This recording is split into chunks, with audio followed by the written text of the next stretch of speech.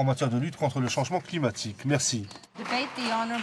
Reprise du débat, le député d'Ottawa Sud.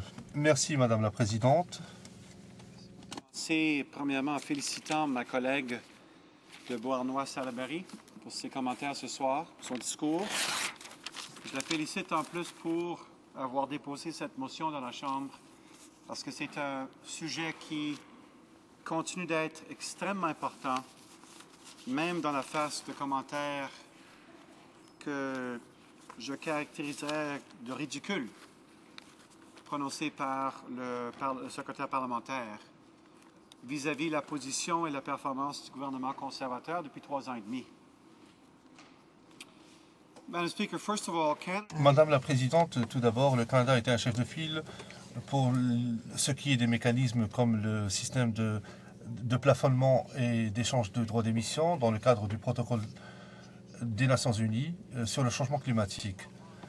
C'est le gouvernement libéral qui s'est battu avec la précédente administration américaine pour faire inclure ce mécanisme axé sur le marché parce que nous savions de l'expérience américaine qu'il en coûte moins cher de réduire les GES en utilisant un mécanisme comme le plafond et les échanges de crédit.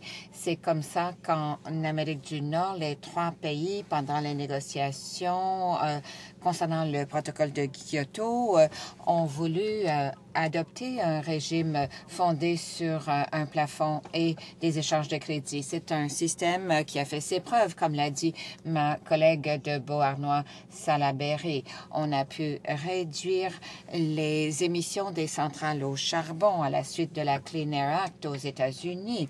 Donc, c'est important d'appuyer le principe d'un plafond et des échanges de crédit parce qu'il est important de bien gérer l'argent des contribuables, des industries canadiennes et tout en cherchant à réduire les émissions de GES et de le faire de façon efficiente. Et c'est pourquoi j'appuie personnellement l'idée d'un plafond et d'échange de crédit. Et comme l'a dit la députée qui a proposé la motion, cela crée un marché massif pour les échanges de crédit. J'ai posé une question au ministre cette semaine à la Chambre.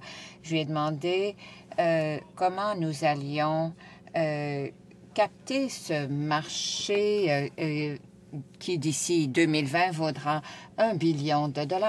Le gouvernement a un plan, n'a pas de plan, pardon. Alors, il ne peut pas répondre à la question de savoir quelle sera notre part de ce marché des technologies à l'échelle internationale, quelle sera notre part du marché du carbone qui ne cesse d'augmenter. Les Allemands, les Français, les Néerlandais et bien d'autres pays sont en train de se positionner et positionnent aussi leurs économistes pour capter leur part. Les conservateurs n'ont pas de plan. 11 groupes ont analysé ce qui a été présenté. Les cibles, disent ces groupes, ne sont pas atteignables du tout. Elle a aussi raison, les conservateurs poursuivent toujours des cibles d'intensité, non pas des cibles absolues. Intensity targets are completely. Des cibles d'intensité, ça ne concorde pas du tout avec l'idée d'un régime de plafond et d'échange de crédit. Dans un régime comme celui-là, il faut un plafond absolu pour que les entreprises puissent échanger à l'intérieur de ce plafond. Et il faut créer un marché et attribuer une valeur à ces émissions, au droit de déverser des émissions de GES dans l'atmosphère. Le premier ministre a beau se mettre à côté du président des États-Unis et dire que les cibles d'intensité peuvent concorder avec de véritables cibles, peu importe le nombre de fois qu'il répète ça, c'est pas crédible. Personne ne le croit. Ce n'est pas responsable de la part de notre premier ministre d'adopter pareil ton parce qu'il sait qu'il ne divulgue pas les faits réels.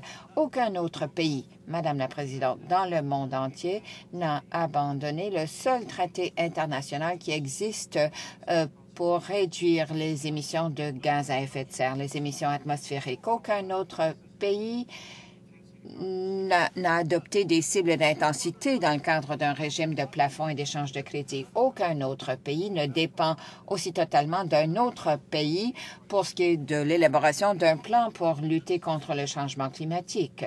La motion est extrêmement importante, mais je crains pour cette motion parce qu'il y a bien des choses qui se passent maintenant et qui échappent à la volonté souveraine du Canada, et cela s'est produit sous le guet ou de ce gouvernement conservateur. Mais voici quel est l'effet net de ces 3 ans et demi pendant lesquels on fait semblant de s'attaquer à la crise des changements climatiques. Voici l'effet net. Le Canada va déterminer, à partir de ce que diront les États-Unis, le prix des émissions. Le Canada va emprunter sa conception du régime de plafond et d'échange des crédits aux États-Unis, et je prédis que le gouvernement sera obligé de